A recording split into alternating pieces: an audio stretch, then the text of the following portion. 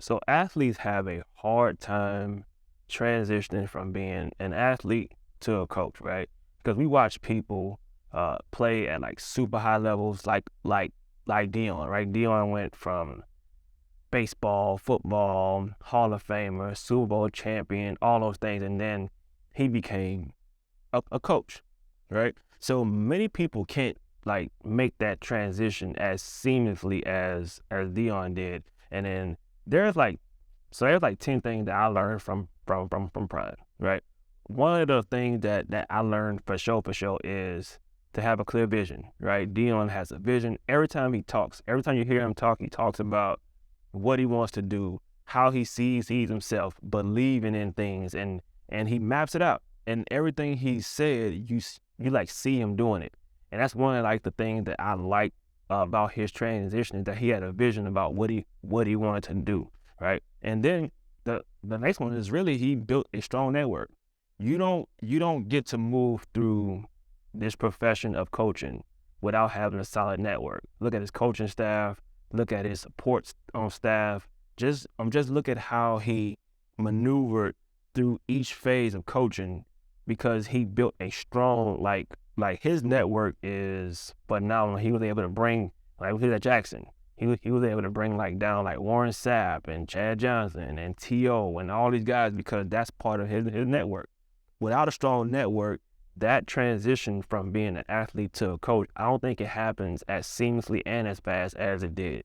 And then as an athlete, you can't solely rely on, well, this is what I used to do when I played, right? One thing that I like about what Prime is doing is that he's continuously like learning. He's educating himself on what the industry is, what the market is, what these new athletes need.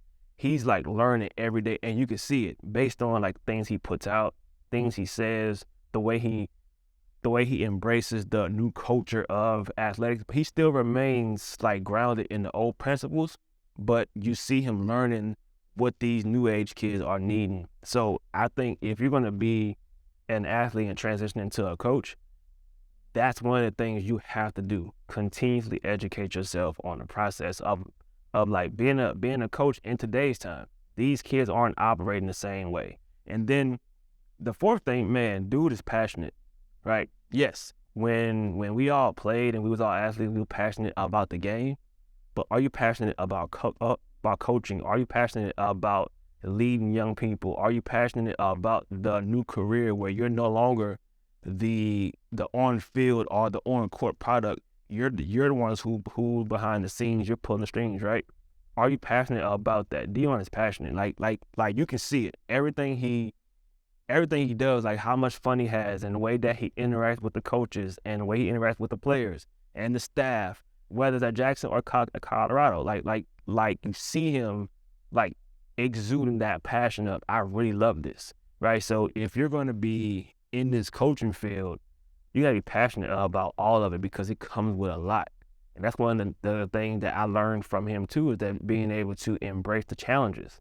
Think about what happened when he started the high school and it didn't work out, right? And then he transitioned to the next situation, and then he transitioned to the college level, and then his health, and then leaving the job. Like all those things were challenges that he had to overcome, but he was able to do it with so much poise and like grace that it seemed like it didn't faze him.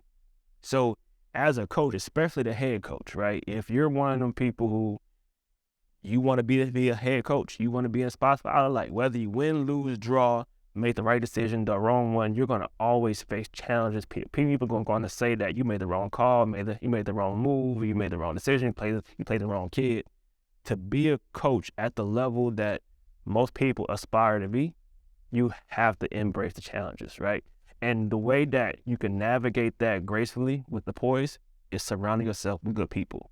One thing that I admire and like what Dion has done is that he kept the people started with him, he kept them around, right? Those people are there still, like 17, 18, 20 plus years of being with the same people who you started this thing with. So surrounding yourself with people who are on the same mission as you, have the same goal as you, and that's your life in general. Getting through through these tough times and these transitions and these elevations in your career, you gotta have people around you who are on the same mission, right? Dogs hang with dogs, wolves hang with wolves, right, man? You can't just be the only one that's out there trying to get it, right? And then those people have to have the same work ethic as you. One thing that Dion does, this man works. Coach Prime he works like he's still trying to play, even with the health situation, even with the way that this career demands time. You can still see like he's in shape. He take care of his body. He take care of just everything, right? And that's infectious. You start to see like the coaches want to be in shape. The coaches want to watch film and recruit better. And he's putting pressure on the whole industry because his work ethic is technically unmatched, because we haven't seen a head coach who's doing as much work out front, right? We know that coaches like watch film and they hit the road recruiting, they got their war room and they board, but you're actually able to see the work ethic that Dion has put in place, right? And then the way that he communicates. To be a coach, whether you're an OC, assistant coach, position coach, or even a head coach, the way that you communicate, everybody's not going to receive your message the same way. So if you look at how Coach Prime delivers his message, he does it in a way where it's reachable to everybody, right? He talks in a way where everybody gets it, right? Whether it's the kid from the Midwest, or it's the kid from the South, or if it's his son, right? He delivers it in a way where it's clear, it's concise, it's direct, it's passionate, it's informative, it's motivating, and everybody leaves out the room with a feeling like, I actually got something out that meeting. So when we play, we all know that we had coaches that sometimes they'll come in there just talk, and it was like, bro, what did he just say? Or what was the point for this meeting?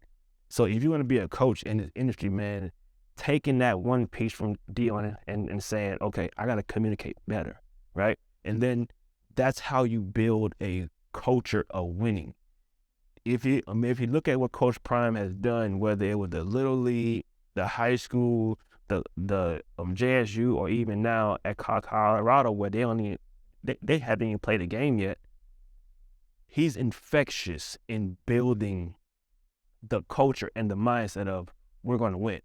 Different slogans, different words, whether it's words of affirmation or words of like confidence or cockiness. He's building a culture where people believe that they can actually win. And that's the first step in being a coach. Like, your people have to believe in what you're teaching and what you're showing. So Dion builds a culture of winning before they even touch the field. So if you want to be a coach, transitioning from being an athlete, it's now up to you to build that culture around you and not expect everybody to think like you, but you have to be able to deliver that. And then, yes, we all know when we play at a high level, everybody knows how great we were. People can call you the GOAT in your position, at your school, in your career. Just like Dion, Hall of Famer. He's the greatest of all time at DB, maybe greatest athlete.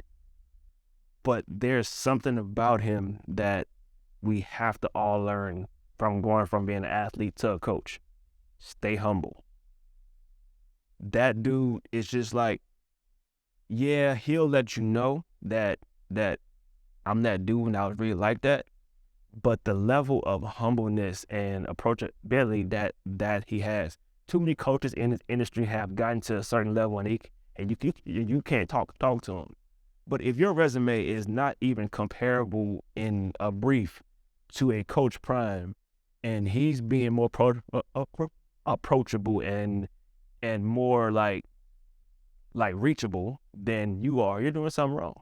So as an athlete transitioning to becoming a coach, you have to be humble, because people will follow you if they know how much you care. They don't really care what you know. They don't care what you know until they know how much you actually care.